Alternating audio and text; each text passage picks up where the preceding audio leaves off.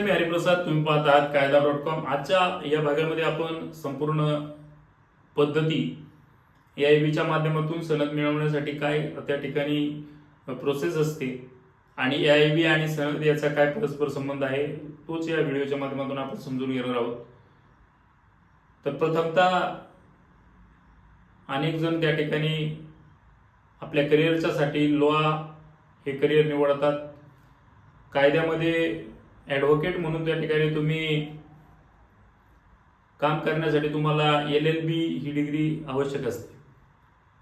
यासाठी 3 वर्षाचा course graduation नंतर आहे, 12वी नंतर 5 वर्षाचा कोर्स, असे 2 प्रकारचे कोर्स त्या ठिकाणी आहे. त्याच्यासाठी वेगवेगळी एंट्रन्स एक्झाम सुद्धा त्या ठिकाणी घेतली जाते. एंट्रन्स एक्झाम होते, त्याच्यानंतर कॅप राऊंड होतात, विद्यार्थ्यांना ऍडमिशन दिले जातात. 3 वर्षाचा 5 वर्षाचा लॉचा कोर्स पूर्ण झाल्यानंतर ज्यावेळेस विद्यार्थी शेवटच्या सेमिस्टरला येतो त्यावेळेस त्याला AIB साठी त्या ठिकाणी पात्र म्हणून ठरवलं जातं. तुम्ही AIB देऊ शकता. ऑल इंडिया बार काउन्सिलच्या माध्यमातून AIB ची परीक्षा घेतली जाते.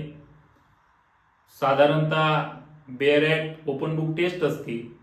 बेअरॅट 25-26 प्रकारचे बेअरॅट त्या ठिकाणी तुम्हाला रेफर करावे लागतात. त्या माध्यमातून तुम्हाला प्रश्न विचारले जातात. त्या प्रश्नांची उत्तरं तुम्ही त्या बेअरॅट मधून शोधून त्या ठिकाणी तुम्हाला द्यावी लागतात. अन्यथा कोणतीही पुस्तकं चालत नाही. ज्या पुस्तकांवरती बेअरॅट असा उल्लेख असतो तीच पुस्तकं आपण या AIBच्या परीक्षेसाठी त्या हॉलमध्ये आपण घेऊन जाऊ शकतो. बाकीच्या पुस्तकांना बंदी त्या ठिकाणी असते.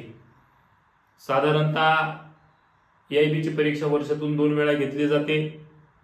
महाराष्ट्र आणि गोवा बार काउन्सिल विद्यार्थ्यांना LLB पूर्ण केल्यानंतर ॲडव्होकेट रोलवरती त्यांना त्या ठिकाणी ID कार्ड आणि सनद देते.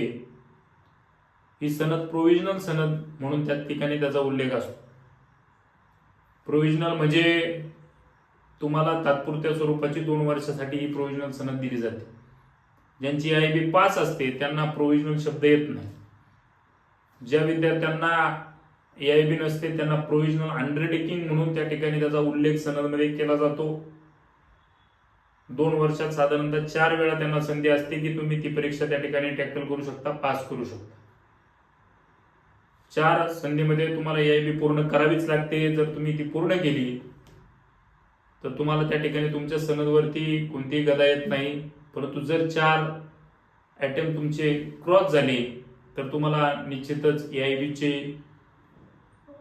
अडचण तुमच्या सनदमध्ये येते आणि सनद पुन्हा त्या ठिकाणी परत घेतली जाऊ शकते.